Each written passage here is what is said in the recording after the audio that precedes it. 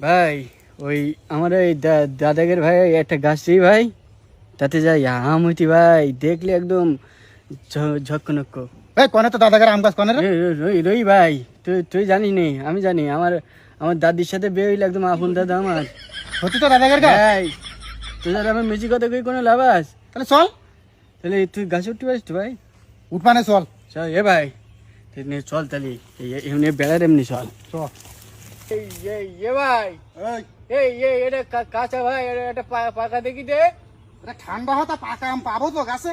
তুই খোঁজ, তুই নিজে নিজে পাকা আম করে সব খাই নিতি তুই। ওরা দাঁড়া। ও রে করছি তুই।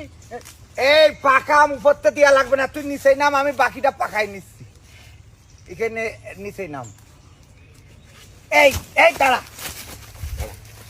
রোজ রোজ আমার গাছের আমগুলো তাহলে এইভাবে পাড়া হচ্ছে, আমি আজকে হাতে নাতে ধরে ফেলেছি। এখন তোমাদের কিন্তু রক্ষা নাই, রক্ষা নাই। তুই টুকির গাছ নে, এই তুই যে আমার ডেকে নিয়ে আসি। কিটা ডেকে নেই কথা কই নি জানো? তুই যে আমার ডেকে নিয়ে যে তুই বলি তো দাদার গাছ।